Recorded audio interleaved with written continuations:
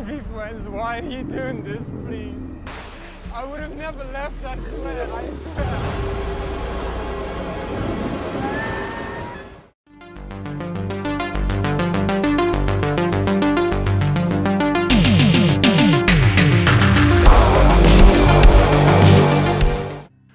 We are going to have a long conversation about this one. We are talking Winnie-the-Pooh, Blood and Honey.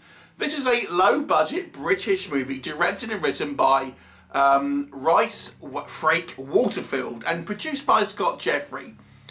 Now, before we actually get into the review itself, there are a couple of things I have to kind of tell you, and I'm even going to do a little bit of speculation with this one as well. So the legal kind of situation with Winnie-the-Pooh, in case you were unaware, the original property of Winnie-the-Pooh went into the public domain, meaning anyone can make a product about Winnie-the-Pooh, a film, TV show, whatever you want to do, if it's based on the original works of, you know, of the creator of Winnie-the-Pooh, not the Disney version, essentially. So there's been a number of kind of different, think of things like Tarzan, for example, is a public domain figure. Dracula, you know, you can make these kind of like movies and not have to worry about paying the kind of like legal fees, so to speak, because they exist in the public domain.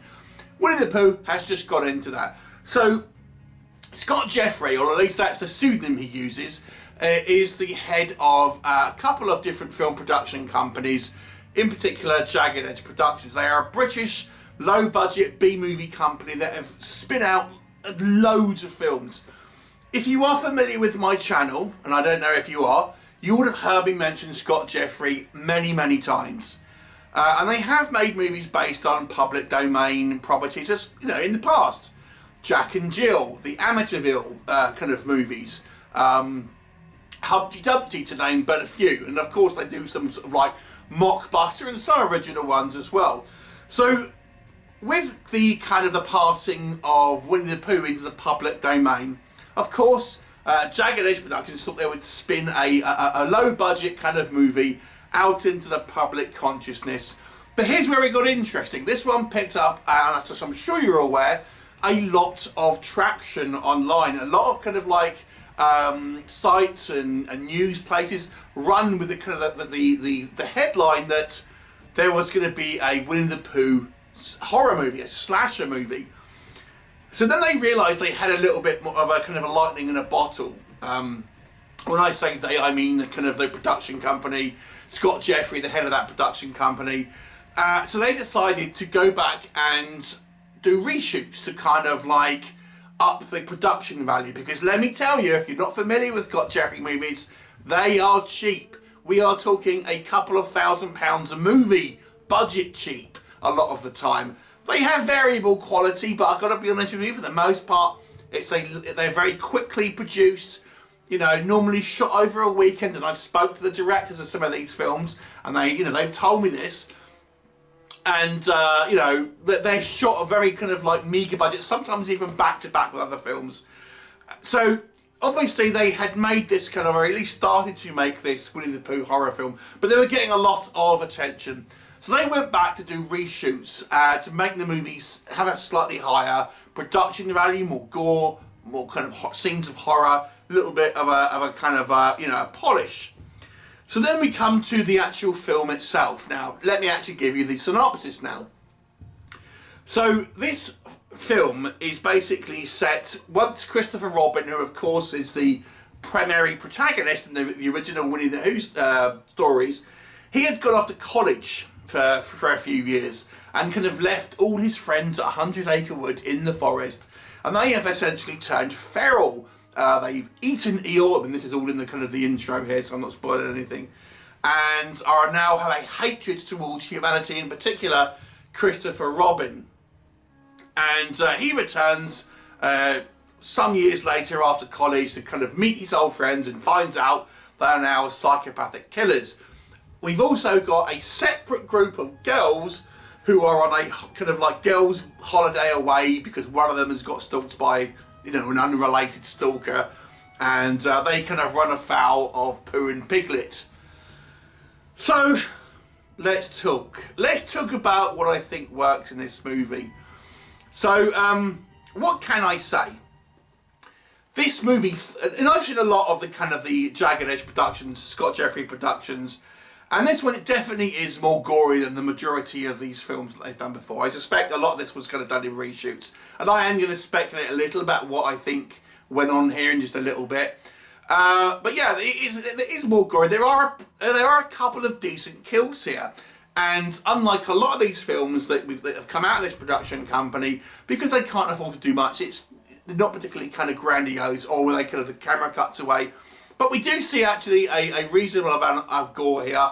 It's a little bit kind of computer generated at times. I suspect some of these sequences were shot and computer blood and stuff has been added afterwards to up the gore factor, so to speak.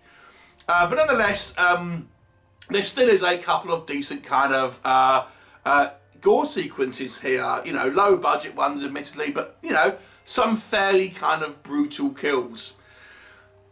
Now, the Scott Jeffrey house of production, so to speak, has produced a lot of films, and when you have so much content that's being made, you know, there is a degree of competency that comes on the technical aspects there, and there are some shots here that I think actually look pretty good. You know, I won't.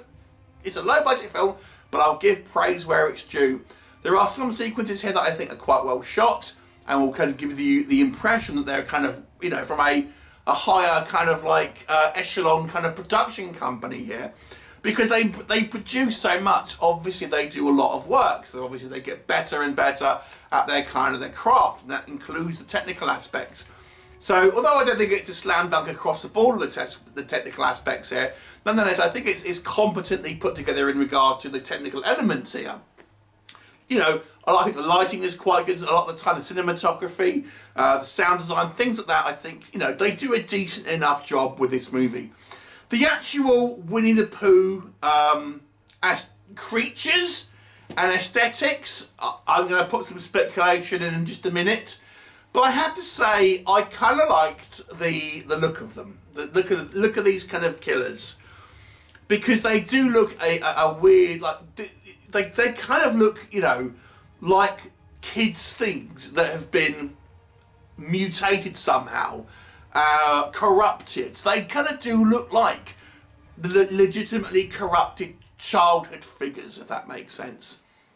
So they have that kind of, they still retain some of the cutesy elements, but they kind of look like corrupted versions. And I have to say, I think they struck a good balance, particularly Pooh, less so Piglet, because he looks a bit more monstrous, to be honest. But Pooh, you know, as a kind of a character here, I think his aesthetic, you know, is pretty menacing, but also it's clearly recognisable as Winnie-the-Pooh. So I have to say, I kind of liked the aesthetic of that one. I have to say as well, there was the seed of a good idea in this movie. I don't think the way it went was very good, and I'll come on that in just a moment. But I think had they actually started from the beginning and tried with this movie, it could have been something interesting.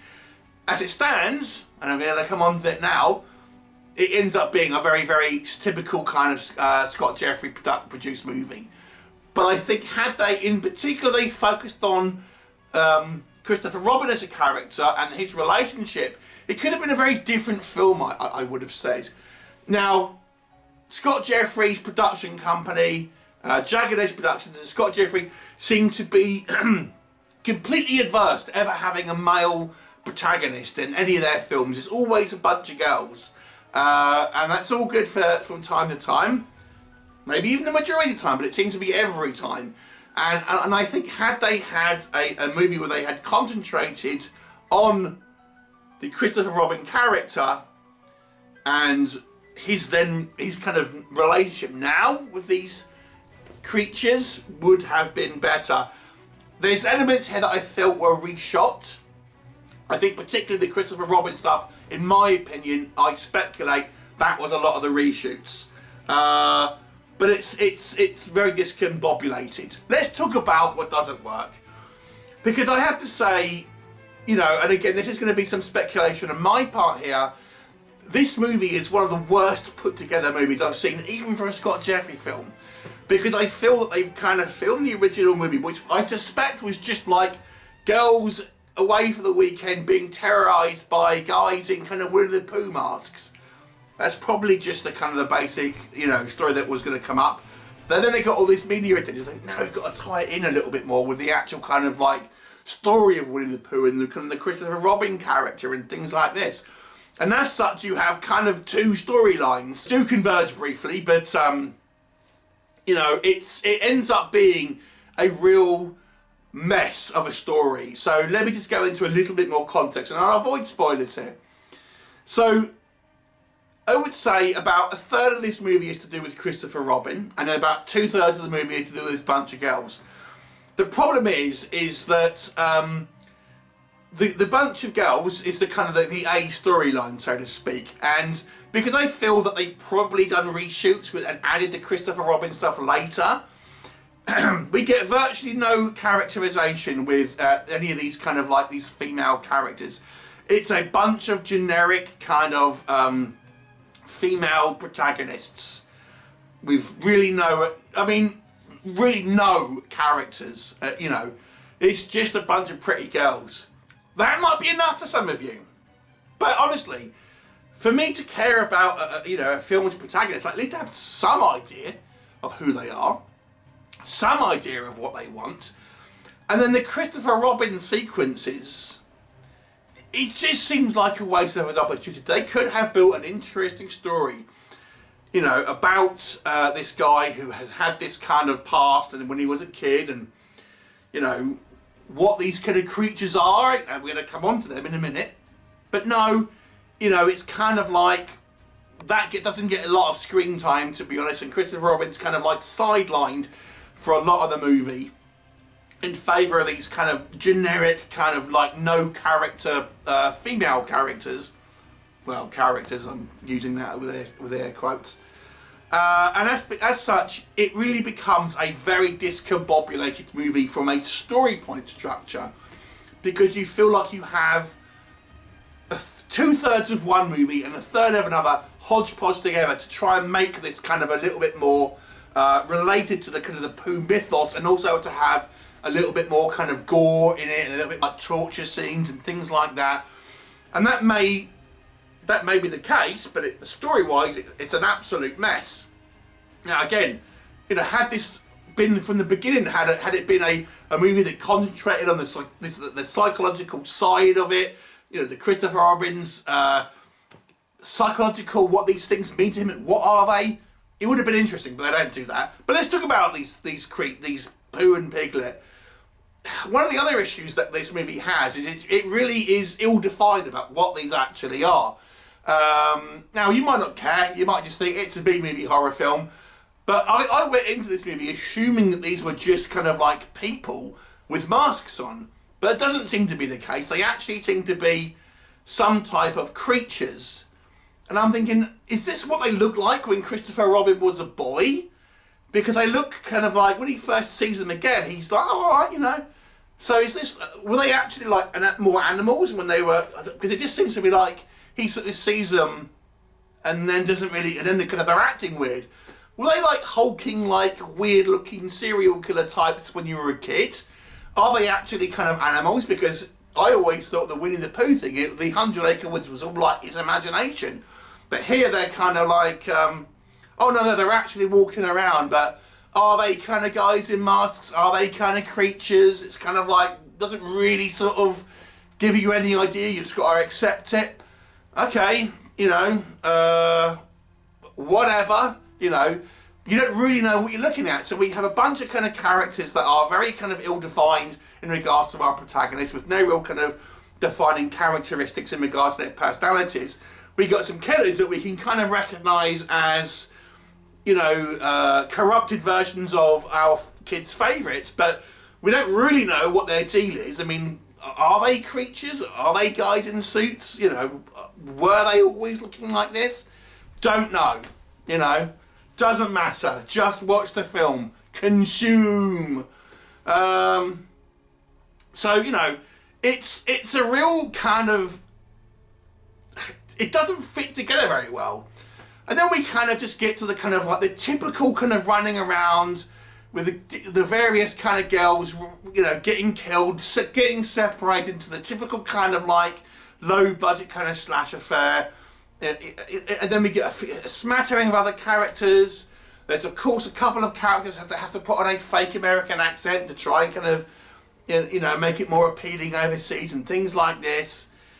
I think this movie, considering the probably the slightly higher budget that this one has compared to a lot of the Jagged Edge production films, is a real mess. It's a real mess, and they're already making part 2. Expect 10 of these in the next kind of few years, because obviously it's got a lot of media attention, so people are going to watch it. I've seen this compared to Terrifier 2. No way. No way. Damien Leone took his time, and he I don't necessarily love Terrifier 2. I think it has its problems, but he crafted that film. This one was just kind of like bashed out, and then they kind of realised they're getting a lot of media attention and tried to put ultimately some bit of lipstick on a pig, or a piglet I guess, and then, you know, gone, here they go. But it's not a good film. It's not a good film. There are a few scenes. If you took a couple of scenes and, you know, put them in a kind of a vacuum, you can kind of enjoy it. You can enjoy it for these kind of like a few sequences. A few of the aesthetic choices are good, but you've got to think of it as a narrative. You've got to think of it as how it kind of all puts itself together. Maybe they'll have better chance with a sequel, knowing that obviously this has got more media attention and put a little bit more thought into the story structure and the narrative and that sort of thing, and not rely on, oh look, it's a bunch of girls going into house, like they do with every movie at the Jagged Edge production films. But it's a 3 out of 10 for me, this one. You know, I was kind of looking forward to it because I kind of like silly kind of B-movie concepts, but it ended up being quite boring because you have nothing to grip onto outside of, you know, oh yeah, they kind of look a little bit like the characters I used to read when I was a child. But it's a 3 out of 10 because the movie ultimately is a bit of a mess. Have you seen it? What did you think of it? Leave me a comment and I'll look forward to seeing you next time. Bye for now.